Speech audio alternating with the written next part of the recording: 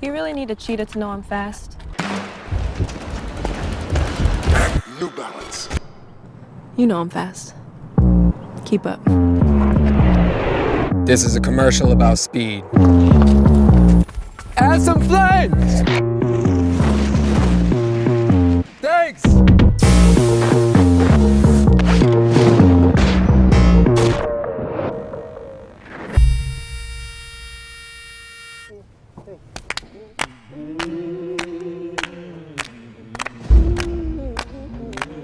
She got the speed.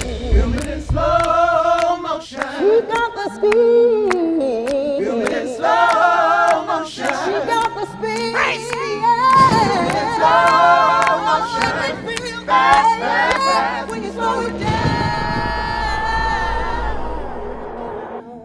Choir, nice touch. Check this. Ready? Go! Let's run that back.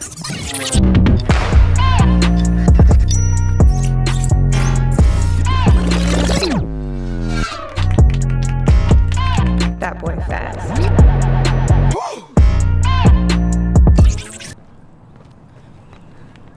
You don't need us to tell you to be fast. Be fast.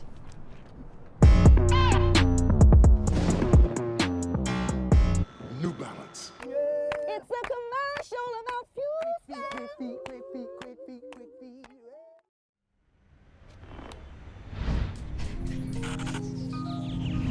Hi, I'm Emily Hutchins, Nike Run Club coach and Nike Master Trainer from Chicago. So look, while there are a lot of different options out there when it comes to shoes, it's important that you understand the difference between a running shoe and a training shoe. So a running shoe, meant for linear movement, meant to be cushioned, meant to be comfortable, meant to support you in a straight line as you're logging miles on the road. Where a training shoe is meant for multi-directional movement in the gym, doing things like lunges and squats and lateral movement to keep you safe on the training floor. It's important for the complete runner to understand the benefits of a training shoe and the benefits of a running shoe, as they are both two completely different things, but both go hand in hand when it comes to being a strong, efficient, fast runner.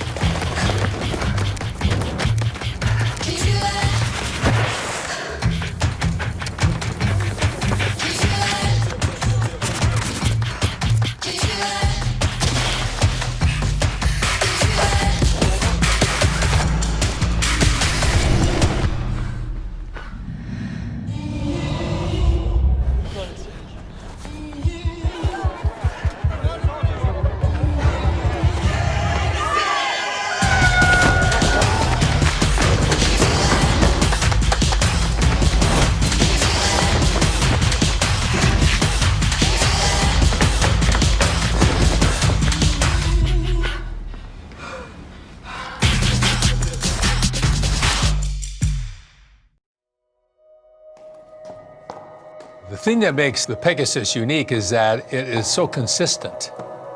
The Pegasus was the joint effort of about 15 people involved in the design. There was no scientific process to come up with a name, but it was symbolic. It played into some of our Greek heritage with Nike, the Greek goddess of victory. Pegasus, you know, it's the Greek name of the half-horse, half-winged animal. And this is half air, half regular shoe. I had started my career in Boston in 1979, and I thought I was going to end my competitive marathon career in 2008. I was having calf problems at the time, and I didn't want the Olympic trials, which was supposed to be my last marathon, to be the race where I had to drop out. So I trusted the peg so much that rather than wearing a racing shoe, I ran with the peg. I just so trust the peg. The 37 is amazing because the update was pretty gigantic for the Pegasus. The midsole, that's really where the newness starts. The entire midsole is made up of React foam. It is lighter, more responsive, and more durable than that catch-all foam. It was almost a no-brainer. The bag you see in the 37 is more than 2 times thicker than the previous bag. That does not necessarily mean you go 2 times faster, but we know that you get more response out of the shoe. So the difference between the men's shoe and the women's shoe, specifically in the Zoom bag, is that the women's shoe, through wear testing, has been tuned to be about 15 PSI. That's just a little bit less pressurized than the men's shoe, which is about 20 PSI. And the tweaks that we made in the Zoom bag was wholly informed by what women truly wanted. They came back to us consistently and were asking for a little bit of a less stiff ride. So just serving exactly what their wants were through the technology in the Zoom bag. If you go back a couple decades and you put on a pair of running shoes, your first reaction would be, I feel like there's very little cushioning and very little responsiveness. That's unbelievable. Knowing that this is between you and the ground, yeah, it makes me feel pretty good. Come on, it's the peg, which is why I've been with you for so long. It's a workhorse for generations now of runners. Isn't that the ultimate thing when it comes to a relationship? Can I count on you? The Peg has always stepped up and said yes, which I think is something that runners of the Pegasus really enjoy. The fact that you're going to make my Pegasus better.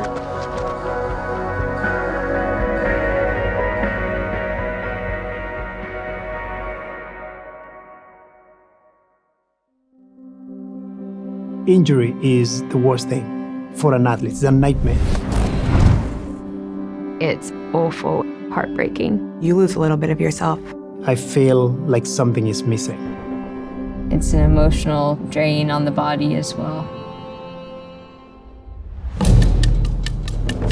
Our job is to always understand the runner and listen to the runner, but also being able to measure them objectively. So the North Star for us is ultimately to try and move the needle in terms of how we reduce the risk of injury. People have been trying to solve running-related injuries for a long time. Nobody's cracked the nut, so to speak. One of the ways motion control works is to control pronation. And pronation is a natural motion of the foot during the rollover process. It's been assumed that that leads to injury. So the goal has been in running shoe product creation for a long time. Well, if we control pronation, we will control injuries. But it's certainly not one size fits all. There's lots of ways we've done this in the past. We've actually been successful. We know how to change pronation with motion control shoes, but we haven't made the link to say that actually reduces injury. And the reality is it hasn't. The first thing we looked at with the shoe was the cushioning. We used our React foam, which is incredibly soft, but it's also incredibly durable. To make the shoe more stable, we had to look at the width of the shoe, look at how wide we could go. The last thing we looked at on the midsole is the rocker, or the rollover point on a midsole, we call it. You want a shoe that has incredibly smooth transition or ride.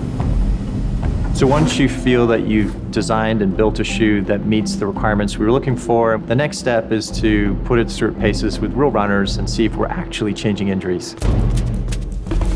And to do that, we partnered with Dr. Michael Ryan at the British Columbia Sport Medicine Research Foundation.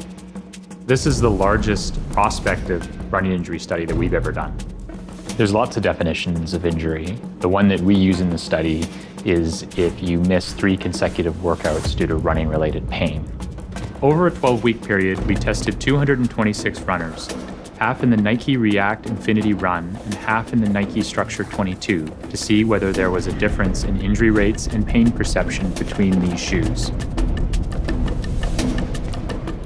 Runners trained for a half marathon using a variable training program that involves mixing up both the distance and speed of the workouts.